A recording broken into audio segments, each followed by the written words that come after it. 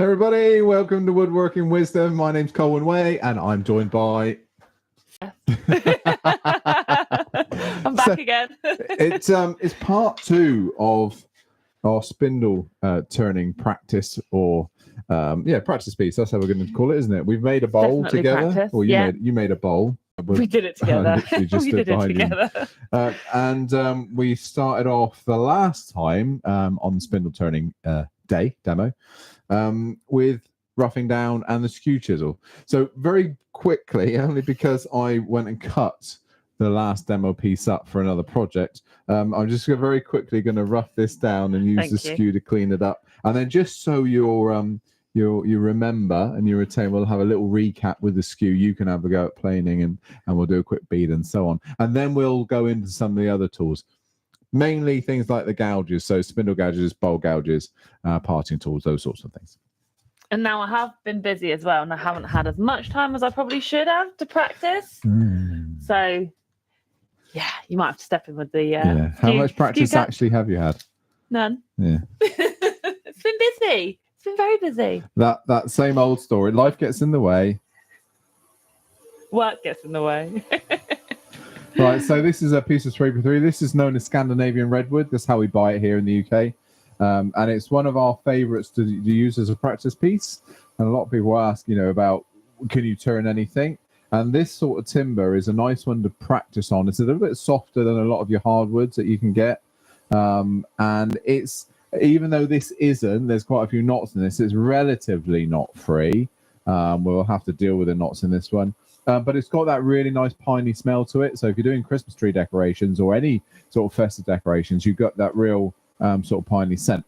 That's not what we're about today, Christmas. I understand that. But we're just going to rough it down. So it's nice and soft. It's got all its corners on. And all I want to do on this particular piece is just take it down to a cylinder. And then we're going to look at the skew chisel again. You know how things work. Today, we've got Matt on the cameras and doing all the trickery behind the scenes and asking questions as well. So if you have any questions to ask, put them in the chat. Then Matt will relay them to us and we'll hopefully do our best to answer them for you. So, okay, I'm using a 6-prong drive in here just because it was one of the first drives I picked up. It's a 1 inch or 25 mil, and we've got a ring center in the other end, the tailstock. Really only because the ring center is broad. It's not a single point in center, so it doesn't sink in as far to this softwood as a single point center would do. So those are the ones we're using here. To be quite honest, in terms of a drive, we could use a pro drive, we could use a 4-prong drive, we could use a 2-prong drive even if you wanted to. So anything would work there, so that's not a problem.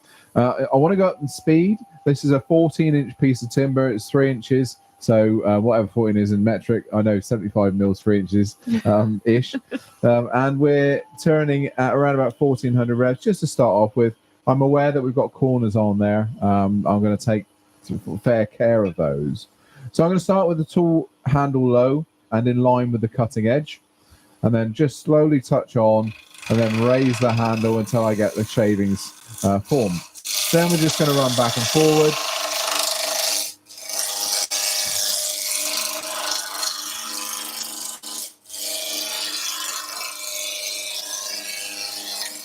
And when you get comfortable, and only when you get comfortable, you can start speeding your movement up, your side-to-side movement, but only when you get comfortable. It doesn't improve things going quickly back and forward. All it does, when you're confident enough to do it, is speeds up that roughing down process, but always at the end. So when you're getting near to that solid round, slow down. Get more revolutions over the chisel tip as you traverse that piece, and you get a better finish before you go on to the finishing tools like the skew chisel. So nice and gentle. So I'm going to do the same thing again. This time I'm just going to go back and forward. And instead of just using the arms, use the big muscles that you have, your thighs, your backside and everything, and just move the whole body back and forward.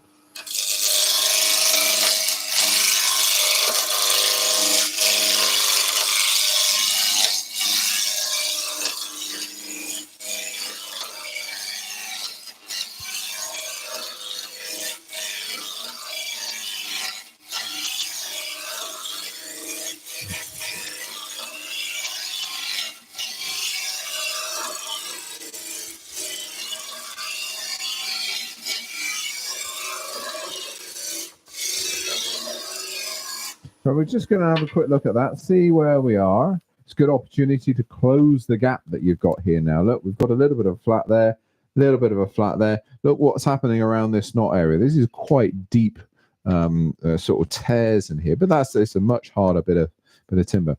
Big flat along there. So let's adjust tool rest in. I'll just quickly do a little bit more on there.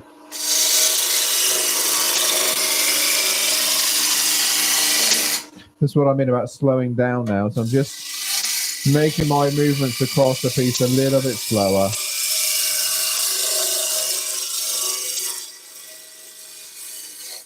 Less aggressive. Not gripping too tight. We discussed this last time, didn't we? Yeah. About not gripping the tool too tight. And to start with, you get a little bit, there is a bit of intimidation if you do a big piece to start with, if you're new to turning. And so what tends to happen then is you grip onto the tools really tightly. And that the effect that has on your working, first of all, your knuckles are going to start hurting fairly quickly, and your wrists and so on. Your neck, your back, all those things are going to start to ache. But also the tool doesn't traverse the tool rest. It doesn't move along that tool rest as nicely and as fluidly. So it's part of the process. You get more confident as you have a little bit more practice, and things start to flow a lot easier as well. So those is what we were doing last time. That's what I was struggling with. But it came at the end, and that was just 1 hour session, you know. True. Next thing, we're gonna playing this down. We do have a problem piece here. This little knot on here will cause a few issues. So let me just run over it quickly first, just to see how big a problem it is, and then we'll go from there. I'm going to use this wonderful skew here. Just to start with, use the wonderful skew, or do I have to use? We used the standard last time, didn't we? Now, there's no difference between the standard and the display skew. So one of my signature tools at all. It's just my preference in using it. In terms of what you will get different finish, you get the same result. Finishes are determined really by the degree of angle you have here. So in a skew, especially, the further back that swept, so the more knife-like that skew becomes, the better finish you'll get, but the twitchier and the more aggressive they are, they'll catch a lot quicker. So what I normally say is start with a greater angle, so a less of a knife-like. Get used to that, and as you get better, bring that angle back to suit your turning and to suit your abilities. And you'll find then that the skew can grow with you, sort of thing. So I've just raised the tool rest up, one priority with the skew, rub in the bevel, lift the handle into the cut, and then move. And we're using the bottom half of the tool to do all the work, with the back of the tool, the bevel, rubbing at the same time. You just see there, we got to that knot, the difference it makes when you hit a hard surface. We're going to the softs, from soft to hard, but it does make a difference. That was right to left. We'll go left to right now, just because. So turn him over, rub the bevel, lift the handle into the cut. And now here's that knot. Let's have a look. I'm purposely taking an extremely small and light cut. There we go. We'll take another look at that. That's actually worked quite well on there. Not a problem. I feel like it's going to be more of an issue for me than it is for you, though. No. We'll find out. So, right, you're going to take over now. So what we're going to do, we're going to roughly 45 degrees with your bevel angle. Yeah. We're rubbing with the back of the tool as well. Mm-hmm. And then we're lifting up the handle until you get a cut here. Once you got that cut, you'll see shavings. Yeah. They start to appear. Then you can move. Now, certainly for the knot, we're going to move very gentle and take a small cut. And then you can speed up a little bit when you get to the solid timber. Got another knot right at the end, so gentle. Right off the edge. You make it look so easy. Just practice. Just as you get to the end of your practice, just do a little bit more. There? Is that 45 degrees? About there, yeah. Rub the bevel. And then gently lift the handle. When you lift the handle, now just stop there a minute. So one thing, a lot of people, when they're beginning, forget to lift the handle. So the concentration is on the handle lift, and the bevel rubbing. What that can inadvertently do sometimes then is lever off the tool rest. And then the minute that cutting edge makes contact, it pushes it back down. So make sure you're staying on the tool rest. Lovely. There's the cut. Now move to the left, nice and slowly. There you go. Bottom half's doing the work. Going over that horrible knot. I feel like I'm not actually taking anything off. Yeah, no, you're doing a good job. Look, it's really fine. It's beautiful. All the way. Keep the handle moving at the same pace as the cutting edge itself. Another knot coming up. So nice and slow. Drop the handle a wee bit. There we are. Stop and have a look. It's going to be brilliant. Is that enough of the planing? It's enough of the plane. The lumpy. So ridges. So that's the vibration. The vibration a lot of the time is caused by too much pressure on the bevel. We call it bevel bounce, and it occurs in skew chisels and bowl gouges. So if you're going on the outside of a bowl trying to do a finishing cut, especially with a bowl gouge, sometimes you can get a real bounce, and it's a bevel bounce. What's actually happening is it's bouncing off the hard side. So on this piece of timber, think of a ream of paper, so stacked together. You got the face of the paper is this side, and the edge of the paper is this side. So this is hard and this is soft, right? And so it bounces off of that as it rotates around, and it creates a vibration. In this case, it comes up as a little spiral. On a bowl gouge, it'll do the same. Be lots of ridges. Again, it disappears with practice because you get used to it. You know the exact pressure. And it's that old riding a bike analogy that you just get on one day and you can ride the bike without falling off. It's the same thing with this. One day you'll just pick the skew up and it'll just go easy. No more bevel bounce. No more bevel bounce. Do you have to do it again? Just do one more of those, just to make sure that wasn't a fluke. That's not fair. I've been practicing loads. Yeah. So remember, that knot's always going to be an issue. So nice and gentle over it. Bottom half of the tool. Oh, yeah. A little bit lower. You're too high. What do you mean? Bottom half of the tool. What you were actually doing there, you were cutting up here. So you want to cut down here. So is my tool too high? Too low? No, yours is too flat. So because there you go. You tilt back. So you're tilting back into here, you see? That's it. Now you can move. Comes the knot. A little bit higher with the chest. It. Well done. I was about to say a little bit higher with the handle, but you corrected it yourself. Thank you. I'm learning. Good.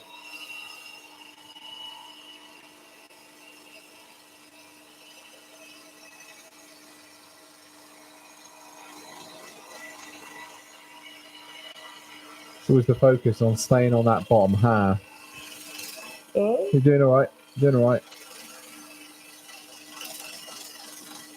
A little bit lower with the handle now because you're coming up to the knot. What do you mean lower with the... Oh, yeah. Yeah. I do listen, I promise. Yeah. I do. That's good. It's good. Good finish.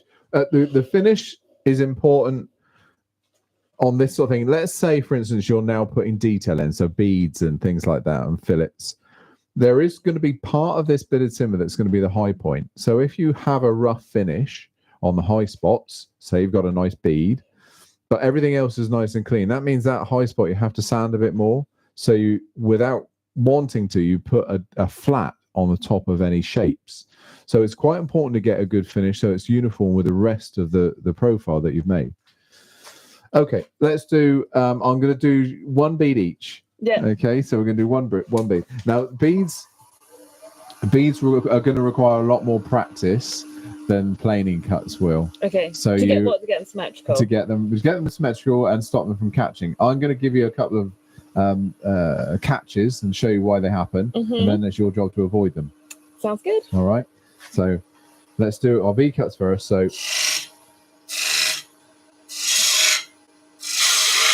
So what we're doing, we're putting the line in first. So that's our indicator. That could be a pencil line or just a cut.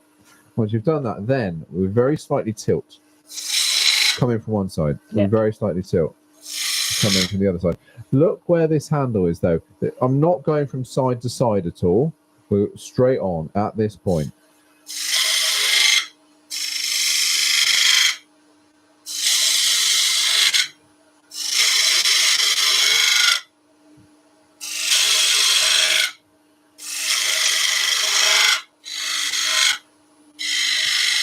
just tidying up. So there's a V cut. Okay, V cut there, V cut there. So that's the start of our bead. Now, if I say the center of my bead's going to be there, that gives us a visual reference point. Yep. And then we can use the heel of the tool now. And we're going to follow that heel down. Now, again, watch the handle. Watch where I am. If I'm all the way over here, I won't be able to move that chisel around. So I'm in line pretty much.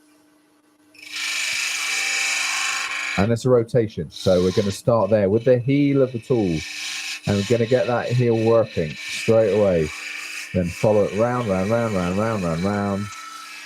Back of the tool's rubbing still. So back here, I'm making contact with the bevel of the tool. Do the same again.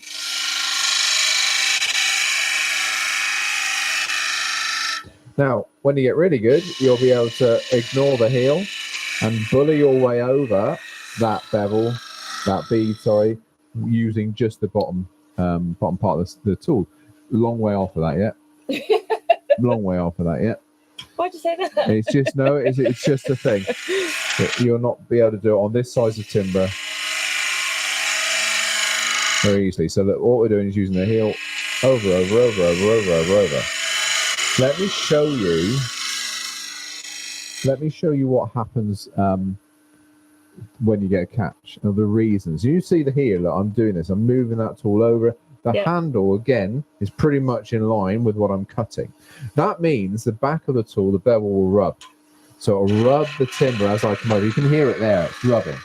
If I was to bring the handle out this way, that happens. Every time. I didn't even want that to. But that happens because the bevel's not touching. Yeah. So I'll do it with it when I'm trying to roll a bead. So I'll come over. Now, if I bring the handle out, instantly, I'll bring the handle this way, the bevel comes off of the bead, and it'll just spring up. Does that make sense? Spring up the timber. And you get these lovely little spiral grabs. They look beautiful. I'm sure a lot of people will recognise those. So yeah, that's the reason why it being, because it's not, the cutting edge is not being supported anymore by the bevel, and it's only cutting edge in contact. It wants to run up to a larger diameter. So always rub the bevel. All it wants to do. There we are. Where would you like me to do it? Yeah, I'll give you a wider one. They're easier the wider they are. Oh, so generous of you. There you are. Another 6 mil on you. So one straight slice. That's it. And then a very slight angle, less of an angle than that. Okay. And your pressure is just forward.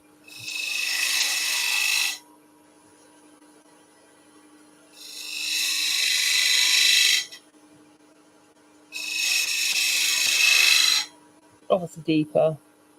Yeah. Sorry. That's it. Deeper? No, that'll do. Same the other side.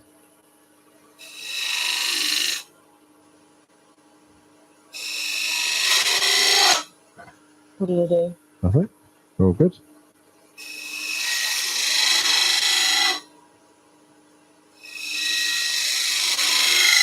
No. Sounds weird. No, it's all good.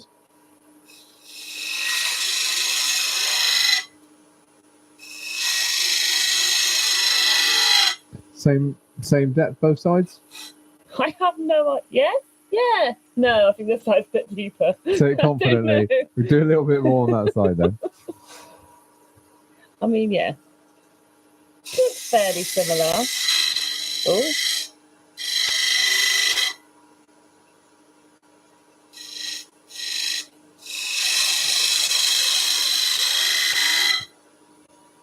All right. Yes. Yeah. I think so. Don't be too fussy. No, I think that looks. What do you think? I think it's brilliant. It'll do then. There's your high spot. Let's just quickly pause. We got any questions, Matt, before we go too far? Yes, we've got quite a few. Sorry. So, hi, Colwin. Can you tell us what a detail gouge is, please? Detail gouge is it's a spindle gouge. Most of the time, it'd be a spindle gouge. It can be a bowl gouge at times. Detail gouges tend to be far more pronounced, more swept back, and with a sharper angle. So just pop to the camera a minute, overhead there a minute, Matt. They have a sharper angle. So that's a regular a 3/8 spindle gouge. A detail gouge will come back even further. Like I say, far more swept back, more pointed on the overall curve here for getting into greater detail. That's all. Cool. Next one. Any more for the minute, or are we good? We're all good. Right. Okay. While we're on this overhead, let's go in. You're going to roll. We're going to roll. So now your first cut's going to be out here. Yeah. Next cut in here. Next cut in there. So on. Okay. So each cut starts a little bit close to the center. So straight on. Yeah. Rub the bevel first. Rub the bevel like that. Yeah. So and roll into the corner. Your job with your thumb of your left hand is just keeping that bevel rubbing. My thumb.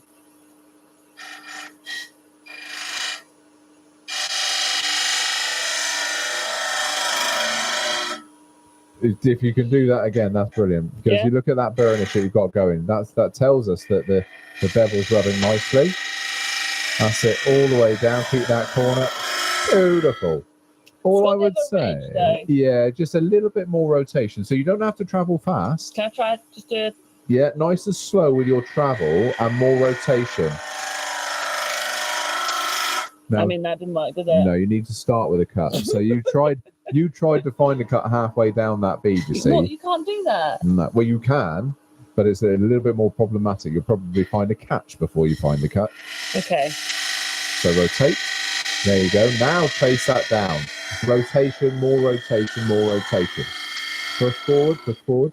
Yeah. Go on, lift the hand a little. That's it. So if you're running out of diameter, out on the rotation, you just need to lift the handle a little bit. Because if you think about it, in theory, timber is falling away from you. Yeah. So you need to lift the handle so you keep on track. Okay. What's the shape? I mean, it's pretty good. Yeah. Is it? Do the same the other side. Thanks, Colwin. That's it, bevel rubbing. Right, stop there. You got a little bit too much? Too high, so you want to be lower with the handle. Too much cut, yeah. So rotate into the corner more. There. That's it. And again. I need my lines. See the lines? Yeah, what, these lines are going to start there now. Thank you. Into the corner. Right. There? Yeah. Not there. Not there? Let me just get that flat for you again. Thanks. Start that again.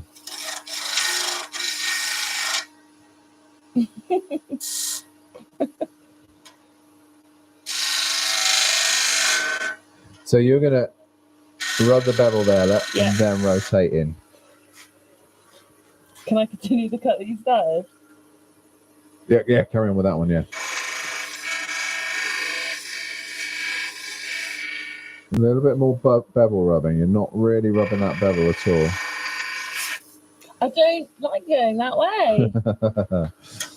I didn't like going that way last time. So you listen to your bevel. So you can hear that bevel rubbing. Yeah. You're not. Your handle's high and you're doing this.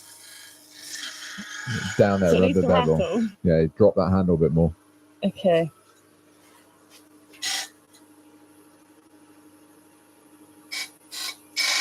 There? Yeah. Rotation. Lift the handle a wee bit. There you go. Now rotate, rotate, rotate. How am I holding it? Lift. There you go. That's it. Try that again. Yeah. How are you holding it with the left hand? Yeah, I don't know. It feels weird. Yeah, no, well, you're I'm ending up like that. Yes, exactly that. That's right. That's it feels correct. weird. Yeah. Can you see it traveling around so that you're not on the tool rest there? So you want to down on the tool rest. There's your positive position. Right. Now rotate. Push forward. And stop. So I'm holding it too flat. Yeah, absolutely. Your tool handle too high. So it needs so to that be pivots in your line, but like that. Yeah. Right. Yeah. Is that enough? So let me demonstrate why. Because if you're too flat, you're going to have far more of this cutting edge in the way. You need to be literally on that corner. I mean, saying that, I don't want to touch that. Look at that curve. It's perfect. So, all right, we'll do. But you're on the corner only. Rub the bevel. Okay. Yeah. Okay. Yeah. Gouge. Can we move on? Yeah. Let's move on to another tool. Can we move on? Okay, let's go. We'll go with a bowl gouge first, and we'll go with the small. Actually, what in the UK is classed as a 6mm. In the US, it'll be a 3/8. Doesn't match, I know, but only because we measure them in different places. Bar thickness in the US, flute width in the UK, and obviously metric and imperial. Of course. All right. Yeah. So let's do 2 cuts. First of all, we'll do a convex cut. I do this on when I'm teaching beginners. So this will be just a radius around the edge, a convex curve. And this is just the start, really, of your bowl turning. So if you want to create a cut to the outside of a bowl, this is how you do it. The thing is with a bowl gouge, especially when you're cutting the external curve, the convex curve, is that the bowl gouge is always trying to leave the timber. When you're doing a concave, so that internal cut, it's always trying to feed itself into the timber. So it's a bit easier. Convex curve is always going to be the difficult one to start with anyway. So the way we're going to do this is exactly the same as the skew. We're going to rub the bevel all the way around, with the flute facing at this point 2 o'clock. Ignore where the handle is. I don't mean 2 o'clock with the handle. It's all in the rotation of the tool. So there's my 2 o'clock, there's my 10 o'clock. Those are the 2 points we're going to focus on. 2 o'clock and 10 o'clock. 2 o'clock, 10 o'clock. Okay. Going that way, 2 o'clock. Yeah. Okay, so facing the 2. We're going to start with the bevel rubbing. Yeah. Then around with the handle. Yeah. And as long as you keep the handle moving, whilst the tool's moving forward, you get a curve. Okay. All right? Yeah. Let me just show you what happens when the handle doesn't move.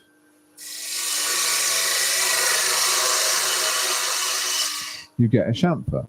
Okay. Okay, so that curve doesn't change. The angle is always the same. Yeah. So we need to have a curve. So you're going to, as you push forward, you're going to move the hand around. Bevel rubbing. Don't be tempted to push with this hand. This hand is just support. If you push, the bevel comes off. Okay. It's not going to stay in touch. So this is a little bit of a break, if I'm honest. So you're going to literally, I'm just taking this hand away to demonstrate. My hand that's actually holding the handle back here is pushing that way. It's pushing up the length of the tool. And if I do that, the tool will go wherever the bevel points to. Yeah. That's what we're trying to get. Okay. All right. So both of those together. Give that a go. Right. So look at, so your bevel, that's it. Bevel rubbing only. Slowly introduce cutting edge by pushing the hand away. Push up the length of the tool and take that handle around. I've got to move the tool forward. Well, yeah, by pushing up through, the chisel will move. One thing that I noticed that you were doing there, as you went around that curve, your flute started pointing up to 12 o'clock. Did it? Almost ready for a catch. Because if you think about it, then if your flute's facing up at 12 o'clock, this is exposed, this wing. Yeah. To the downward. So then bring it back. Yeah. So keep it at 2 o'clock.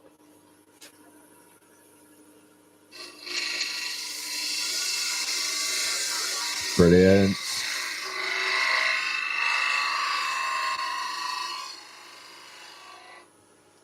That was better. 100% improvement in your second cut there. Do another one. To be fair, that first time I wasn't actually paying attention to where the flute was. I was more concerned with my arm moving the handle. Yeah. Yeah, it's getting everything all together, isn't it? That's it. Perfect. Excellent. Convex curve mastered. Thank you. Moving on. I like that one. Right. That's good. And again, just to show everybody, there's no fluke there. Look at the finish. There was a little ridge there, but you know. Yeah, I wouldn't beat yourself up about that on your first time. It's I been like that. almost a year since I turned my bowl, so.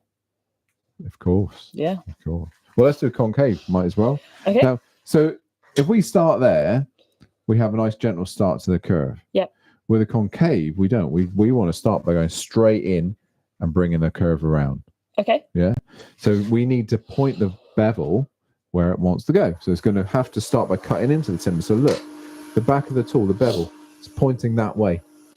See this back angle here. If you were to draw a silhouette around the tool, the bevel that way. So what I'm going to start off with a small cut, and you're going to then go take over. Start of one of these cuts always is a fairly slow start, and you're creating a shoulder in here for the tool to actually rub against. So once that shoulder's created, so pause, then I can push up the length of the tool.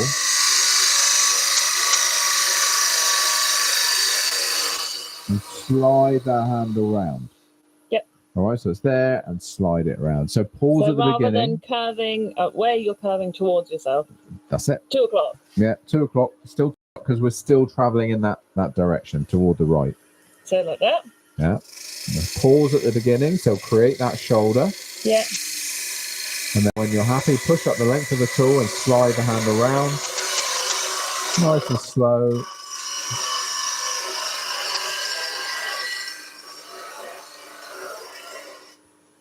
Now be careful.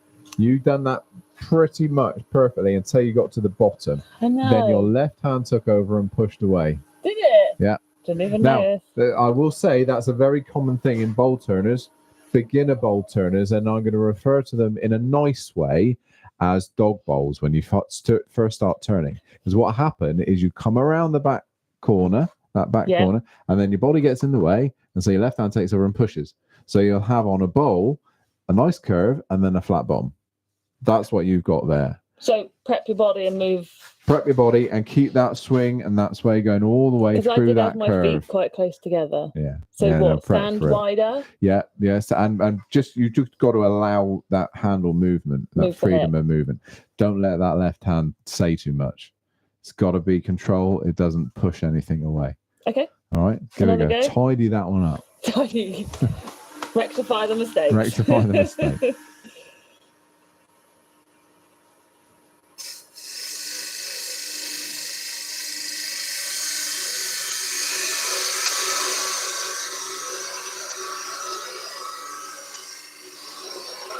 I've done it again. No, you're fine. Just keep going.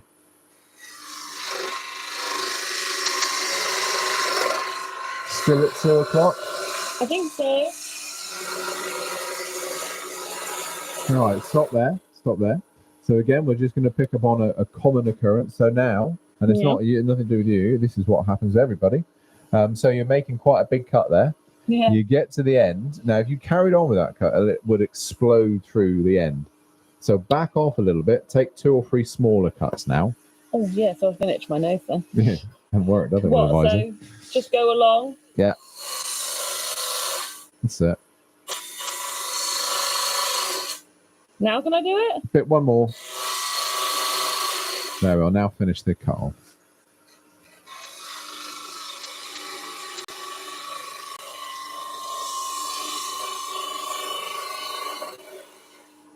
And again. So don't take any more off now. So just sweep that. There we go. Lift the handle a wee bit. Lift the handle. Lift the handle.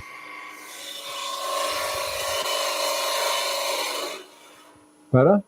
Yeah. One more, I reckon, to get that curve full.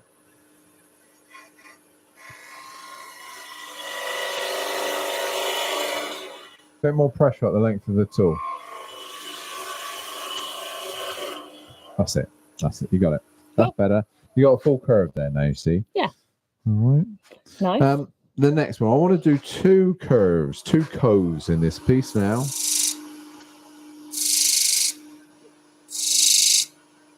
Right where that knot Right is. where the knot is. Is that what? The bit, the test cut that you're going to show me how to do is going to be where the knot is. And then I don't use the knot? Let's have a look. We'll stop the lathe and see. I think it's only fair for you to have the knot. I'm sure everybody watching would agree.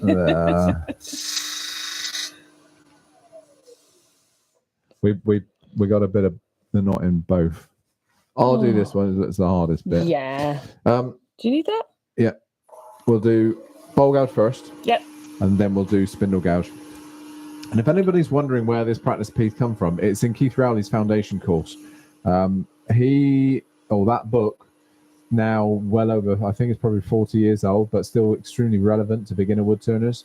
And this is something that I've used on my courses for 30 years. But straight out of his book, repetition is what it's about. So you're doing beads, coves, and fillets, constant. The more you do, the better you get. So let's do a bowl gouge cove first. Yeah. And then you copy, and then we'll go to the spindle. So again, we're going to start in a different place. We need to start close to center. Okay, there's no point starting out here, because otherwise, by the time I get towards center, the cut's going to be too big. So we start near center and a little bit from each side, increasing the cove width and depth as you go. Okay. So I'm going to start with the same cut you had on this one first. Yeah. So that one there, handle moving. Then we're going to turn the flute over and sweep the other way.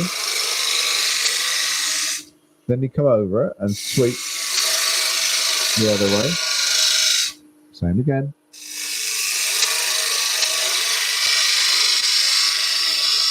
All the time, bevel's rubbing. Yeah. Don't do that. Don't do that. I'm glad you made a mistake as well as me. I was just showing you. Of course.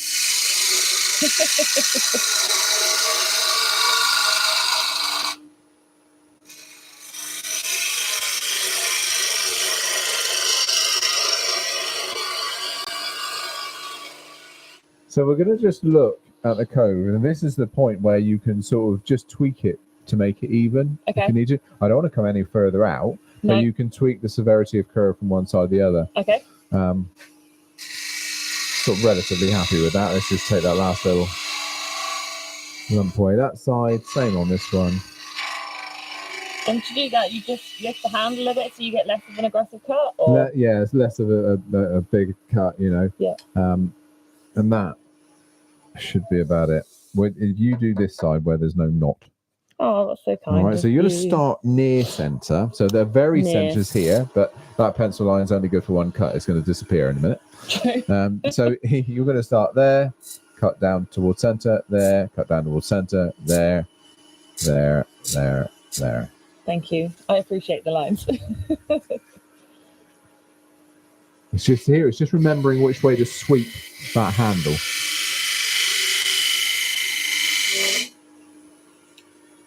Yeah. It's all right. Yeah? Yeah. Right, okay. Other way.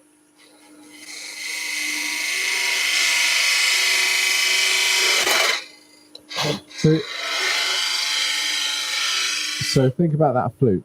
It's You're too facing far over. 9 o'clock, not 10 o'clock. Okay. So you need to what we call open the flute. So that gives it more cut. Right. That's 2 o'clock? Yeah. Sweep the handle round. Nice. Same thing.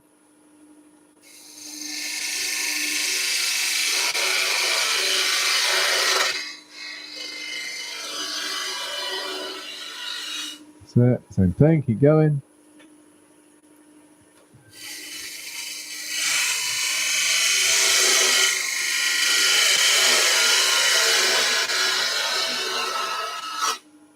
Be Too careful. far? Again, your left hand is taking over a little bit there and pushing. It's a pushy little hand. Mustn't push. Okay. Yeah. So your break point, your stop point is center. Right. If you go into the opposite side, you'll get a grab. Yeah. That's exactly what almost happened there. It just was getting ready It's on to the get you. cusp. Okay. Yeah. So? No. Yeah, that's Yeah? fine. Yeah. Perfect.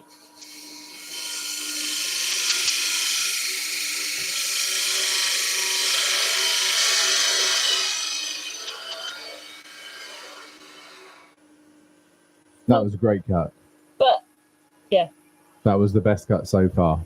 It's a bit of a funny shape, though. Well, it won't be. It won't be. You've still got a little bit further to go on both sides yet. True. So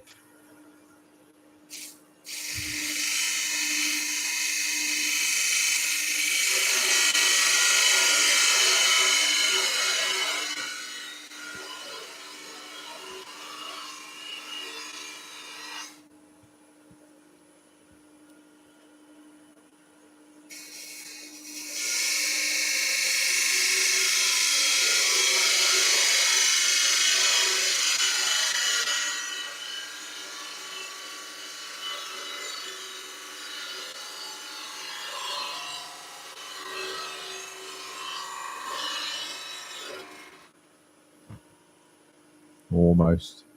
Almost, nearly there. Yeah.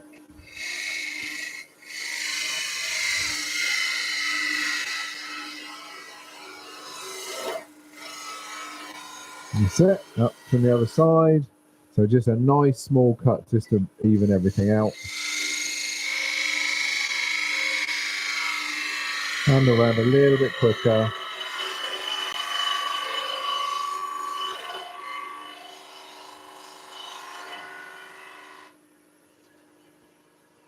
Tiniest of cuts from the other side now. This side. No, from the left hand side. Do you think? I think it's more of a sweep on.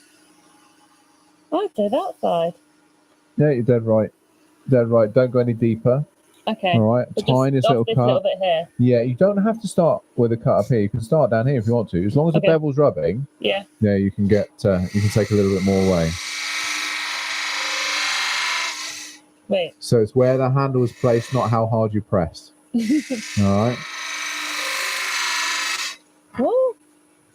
Do that again. Okay, just bring your handle back to you a little bit. There we are. Now push forward gently. Right.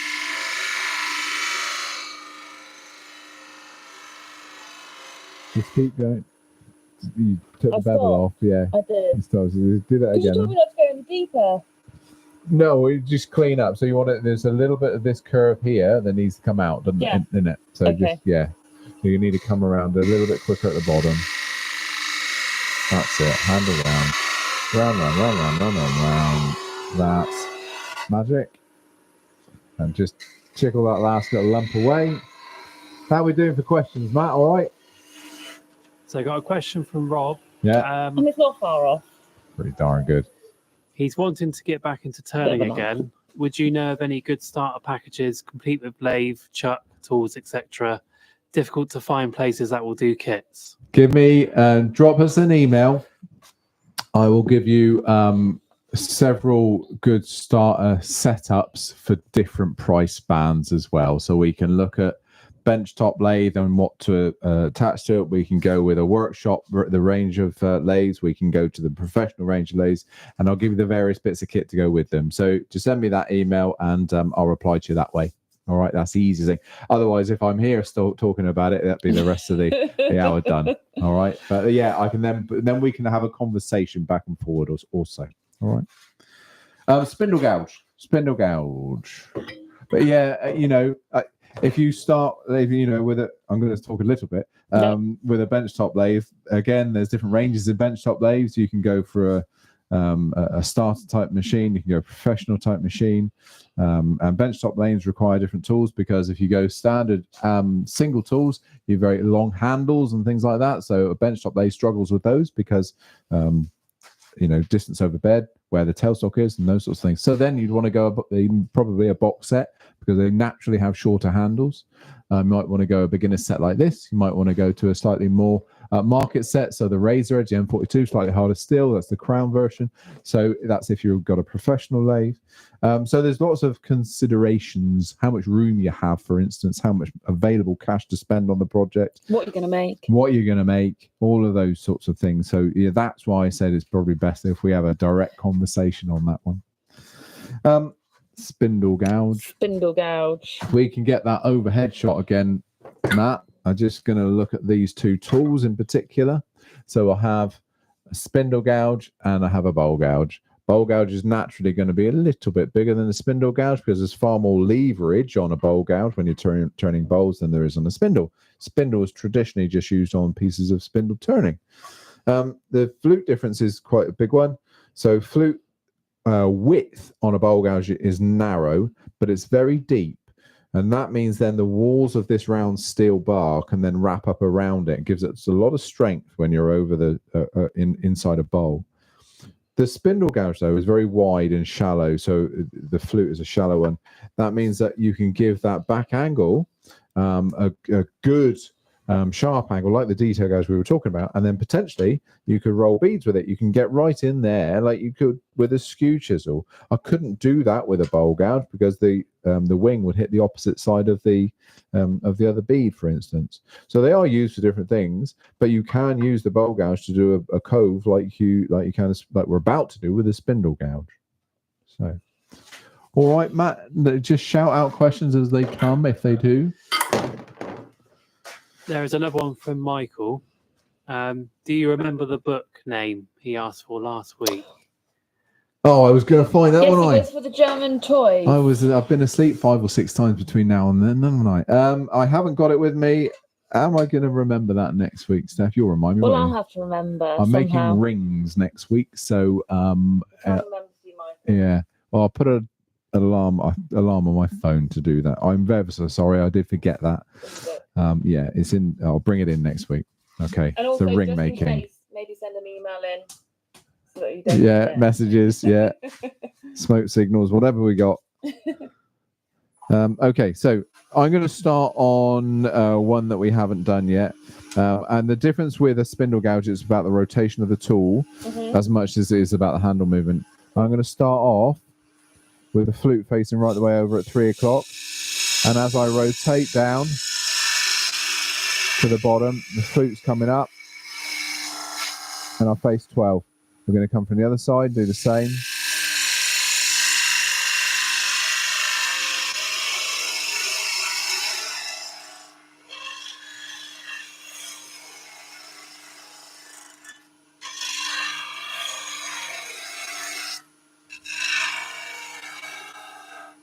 Okay, so it's a rotation, a rocking motion.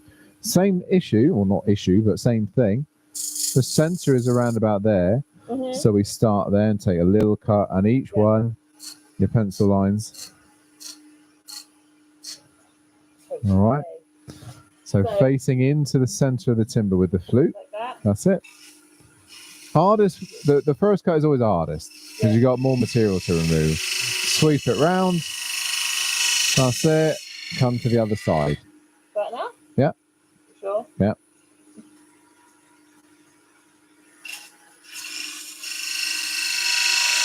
I would say probably a bit bigger cut there.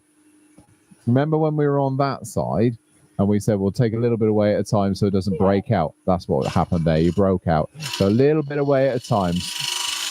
Tiny cut, tiny cut, tiny cut. There. Right. There is a knot here. Like this, like this. Just saying. So when I say tiny cut, I mean up here.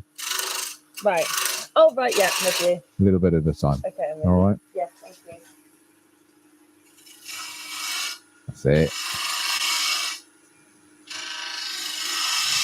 And now back to what you were doing. That's what I mean about that first cut. Is that always going to be the harder one? Yeah. There's a lot of material in front of the gouge. Do not go up that other side.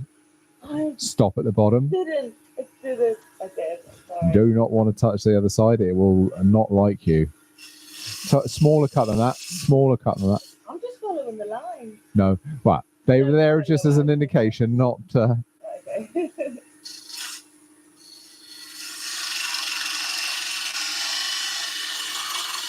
better. That's good. Look at that. How clean that cut is. That burnish mark. It's quite straight though. Yeah, so more rotation, a little bit more handle movement. Okay.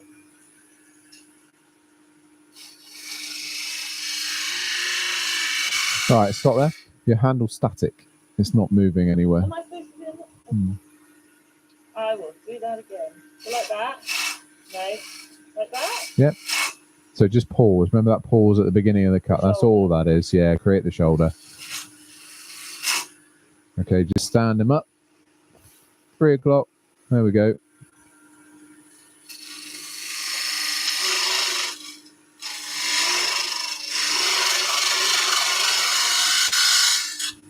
Yeah? Yeah, that's good. Keep going. We lost Steph's mic. You're going to shout at me, Steph. I can show at you. Do it every day.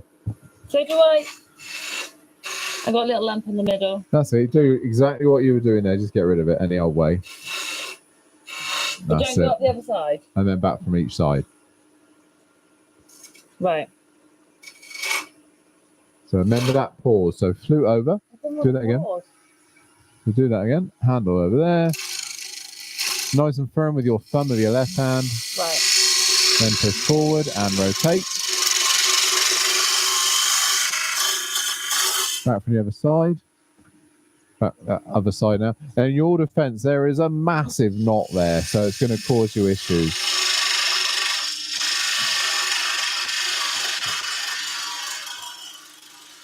Stop there. Right, one more. No, one more cut from each side. One more cut from each side, then we're going to stop just to see if we've got any more questions before we wrap up.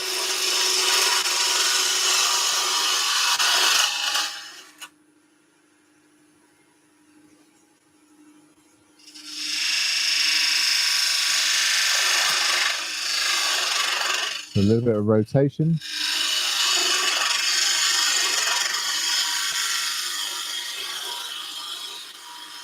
And stop.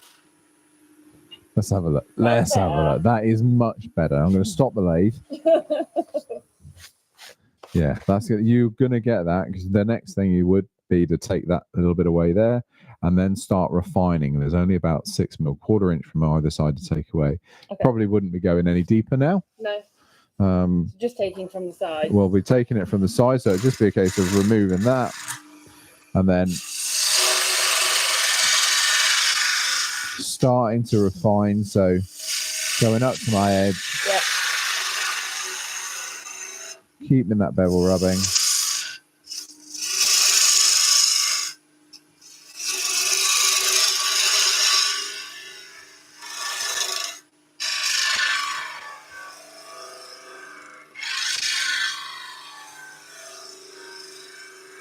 So much is dependent on the bevel rubbing.